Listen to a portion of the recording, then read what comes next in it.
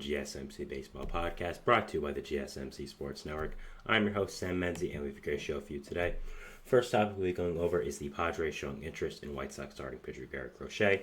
After that, we'll be going into the Astros pitching injuries, the Royals looking for help on the trade market for bullpen, and going over my first All-Star ballot. Now, before we do all that, I'd like to ask you to please like and follow the show.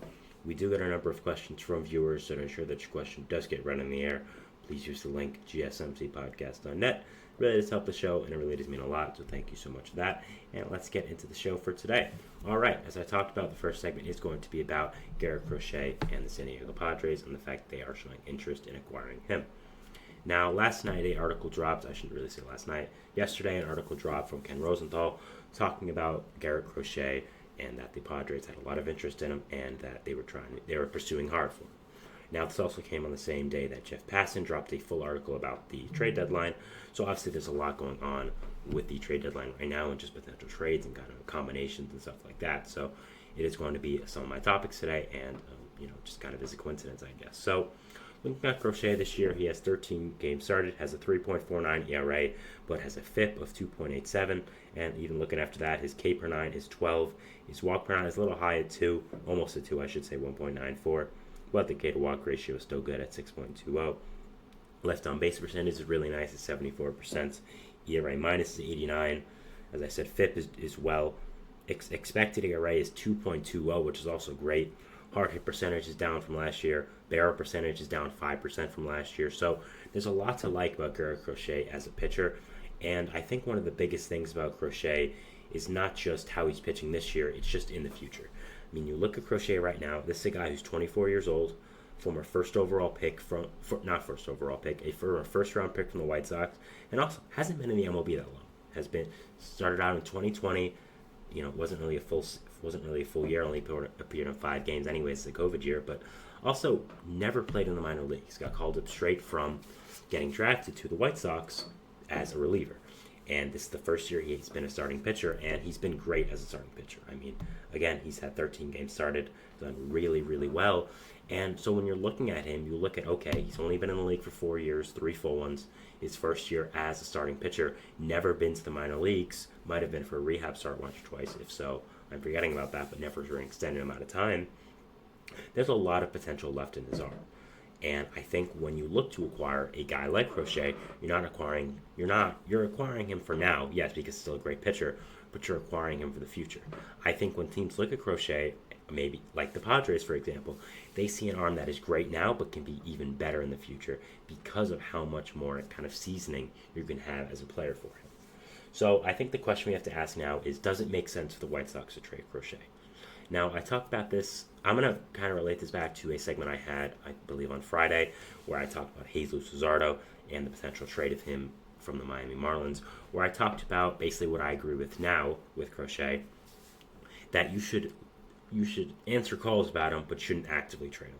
If I'm the White Sox, I'm not actively going around calling every single team, seeing what they'll offer for Crochet, and then taking the best offer. If I'm them, I'm waiting for teams to call me and saying, we're not going to take something that is his value. We're going to take something that's above his value. We don't have to trade him. He's got 3.5 years left to control, a lot of time left. The only reason we're even thinking about trading him is because we're so bad. But if we weren't bad, if we weren't bad, there'd be no reason at all to trade him. So when you look at the amount of control he has, when you look at how young he is, so this is a guy I believe is going to get a lot of interest at the deadline. I think he's going to get a lot back for the White Sox if they do end up trading him.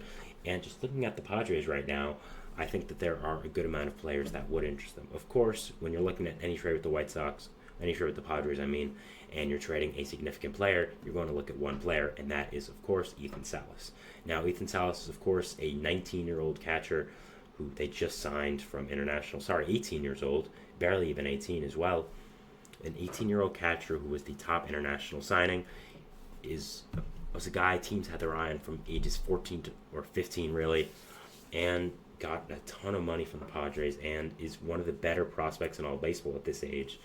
Has a ton of potential. Looks like he's going to make the major leagues pretty soon. Honestly, could even be up by next year. That's what his ETA is at 19, and is just kind of a freak of nature with baseball. So I think any team talking about a significant player are going to look at him, but also at the same time, I think he is pretty untouchable. I think you'd have to have a top 10 player in baseball come available for the Padres to trade for him. I just don't think they're going to let him up for a guy like Crochet. Crochet's a very good pitcher. I think he's great. I just don't think they're going to trade Salas for him. You look else, I think Robbie Snelling could definitely be a fit for Crochet here. Snelling, a great prospect for them. Number top 25 in baseball according to MLB Pipeline. Hasn't done great in Double-A this year, but still has a lot of great stuff and has a lot of pedigree as a prospect. I think he'll potentially be involved in a trade. Dylan Lesko as well, another right-handed pitching prospect. Great there for the Padres, another great prospect. We also have the Leo Dallas de Vries. I do apologize if I am pronouncing that name wrong. I probably am.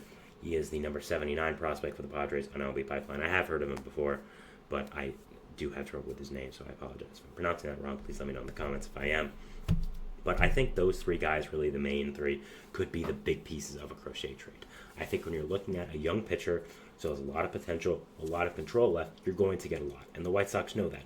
And that's why they're even thinking about the possibility of trading an arm like Crochet, who still has so much potential left and who still has so much control left. That's the only reason they're even thinking about it. So when you're this bad, you want to be able to get top prospects. And if you have to trade one of your younger players, you do it. Now, again, if I'm the White Sox, I'm not actively looking to trade him. But if someone calls and offers me an insane offer, I'm taking it because of just the situation where you are with this team. So the fit on the Padres, I think, is absolutely extraordinary. I don't think that there's really any debate about that. The Padres need pitching help, simply put. You, of course, have guys like Joe Musgrove.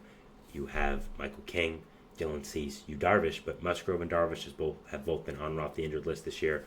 Michael King hasn't been the greatest for the Padres recently. He has gone off to a better. He's done better as of recently, but didn't get off to the best start, and maybe isn't looking like the guy they thought he was when they traded for him from the Yankees. You, of course, again have Cease, who's great, but you need more than that. Musgrove and Darvish both been on and off the injured list and are getting older, so I think getting Crochet in there would be a shot of kind of just adrenaline with a younger player coming in. I think that also adding on to this conversation, the Padres and the White Sox already know each other. They made the trade for Dylan Cease a little while ago, so they of course know each other's farm systems already. I'm sure AJ Preller and Chris Getz, the general managers of both these teams, have a good rapport. They know how to communicate with each other. They know what they're talking about. So there's already a little bit of a relationship built there. So I just think that Crochet to the Padres does make a lot of sense, and I think it makes all the sense in the world. The Padres are eyeing him. I think he's an amazing pitcher. Still has a lot of potential left in his arm, and just as a pitcher, and I think that this would be a great fit for both teams. Now, again, if I'm the White Sox, I'm not actively looking to trade him, but I'm also not hanging up the phone immediately. I think that's just where just in the situation where you are right now with the White Sox. When you're this bad, when you really don't have the future you're looking at, you don't have the greatest future because of the situation you are in this rebuild. You have to look at trading these younger guys who are going to get a haul back. Now, there are some potential bright spots with this White Sox team. You have Noah Schultz, who is going up, just up and up to prospect rankings. I know a recent one, I believe, was Just Baseball, who reported it that he is now that third overall pitching prospect in the league. So he's really going up lists, and I think he's a really great pitcher. I'm excited to watch Noah Schultz when he gets up here. So he could potentially be up by later this year, even next year. And you could build a nasty 1 and 2 with Crochet and Schultz. So that's a possibility there. You also, of course, have guys on the offensive side like a Colson Montgomery, who is also great. You, of course, already have Luis Robert, but he also could be traded. I think that there's been a lot of rumors about Robert being traded, and that Jeff Passan said in his article, which we're talking about in our third segment as well, that Robert is available for the White Sox. If the White Sox traded Robert or shopped him, he would get an insane amount. I mean, that's a guy you trade Ethan Salas for right there. Luis Robert is absolutely insane. His contract is incredible with how cheap it is. He's under contract for a long time, and there's a lot of rumors connecting him to the Dodgers. That makes a lot of sense to me as well. We'll have to see. I don't think Robert gets traded, but I think when you're the White Sox and you're in this situation right now, you have to think of these things, and really everything is on the table for you right now. So, yeah, that's another situation. But it just shows where the White Sox are right now as a franchise and what's going on with them. So, yeah, very interesting situation here to think about. Garrett Crochet potentially being traded by the White Sox. Padres showing interest. I think it makes a lot of sense be a good fit for the team with all the help they need in pitching. Their offense is always going to be great. It hasn't been as great as you thought it would be this year, but Luis Arias has ignited a kind of a fire in that offense and done well. Machado, I think, is going to heat up eventually. Same with Tatis, who hasn't even been that bad. You got Bogarts back. Ha-Seong Kim is very good. Jackson Merrill's coming into his own, so there's still a lot of pieces left for this Padres team. Just, isn't the greatest right now with the offense, but I think getting a guy like Crochet would help your team a lot and really would be a great move. So that is it for our first segment here, talking about Garrett Crochet and the Padres showing interest in him. We're moving into our second segment, which is going to be talking about the Houston Astros and their pitching injuries. We did a segment on them yesterday, but again, there's just a lot of news revolving around them, so I did want to talk about them again. So yeah, we'll talk about that, and we'll see you after the break. So thanks, and bye. I feel like I'm losing my mind. Is everybody in the world blind?